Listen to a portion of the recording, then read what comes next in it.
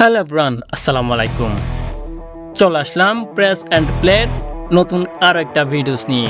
যে ভিডিওতে আমরা জানবো আর্জেন্টিনা 2006 সালের বিশ্বকাপ সম্পর্কে, যেটি ছিল হারিয়ে যাওয়া এক সোনালী প্রজন্ম।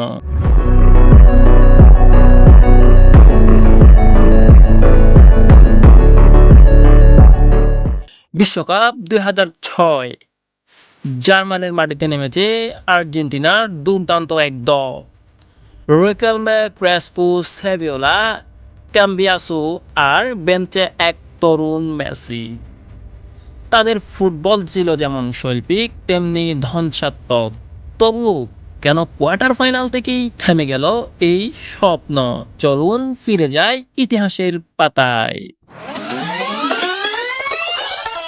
পেকারম্যানের নেতৃত্বে আর্জেন্টিনার স্কোয়াড ছিল অভিজ্ঞতা আর তারুণ্যের মিশালে ভরপুর।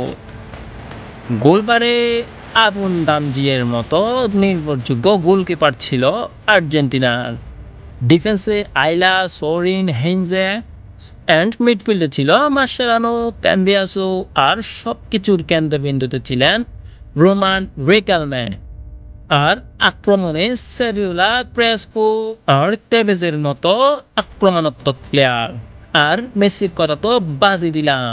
পেকারম্যান দলকে খেলাতেন 4-3-1-2 ফরমেশনে, যেখানে রিকেলমে ছিলেন ট্রু নাম্বার 10, এক কথায় বলতে গেলে ক্লাসিক নাম্বার 10। তার পায়ে ফুটবল চলত ধীরে কিন্তু ধারালো।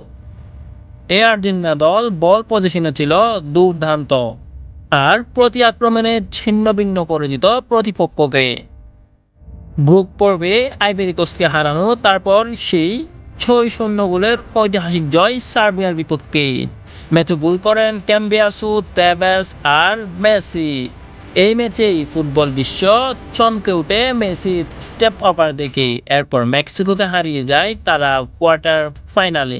জার্মানির বিপক্ষে কোয়ার্টার ফাইনাল, ক্রেসপোর পাস থেকে রবার্ট ওয়েলার দুর্দান্ত হেডেড গোল। 1-0 গোলে লিড থেকেও হঠাৎ গোলকিপার চেঞ্জ। আবুন তানজির ইনজুরির পর এলো ফ্রাঙ্কো লিও। এরপর হঠাৎ কর্নার থেকে মাথায় বল লাগিয়ে জার্মানরা সমতায় ফিরল। ম্যাচ গড়ালো প্রায় বেকারে। রিকেলমেকে তুলে নিলেন কোচ। মেসি আর টেভেজকে রাখলেন বেঞ্চে। পেনাল্টি থেকে হেরে গেল আর্জেন্টিনা এবং 2006 সালের বিশ্বকাপের স্বপ্নভঙ্গ হয়ে যায় এই সোনালী প্রজন্মের। আজও প্রশ্ন ওঠে, রিকেলমেকে কেন উঠানো হলো, মেসিকে কেন খেলানো না? সেই ম্যাচে টেভেজ এবং আইমারের মতো ফুটবলারকে ব্যবহার করাই হয়নি। অনেকেই বলেন এই সিদ্ধান্তগুলো না হলে আর্জেন্টিনা বিশ্বকাপ জিতত।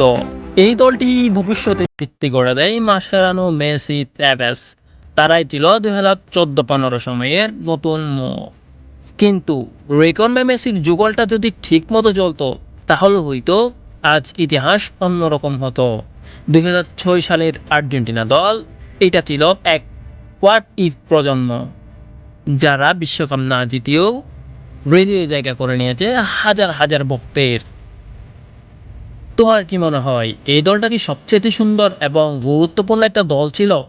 কমেন্টে জানাও আর সাবস্ক্রাইব করে পাশে থাকো ফুটবল ইতিহাস ও টেকনিক্যাল কন্টেন্টের জন্য। ধন্যবাদ সবাইকে। সালামু আলাইকুম।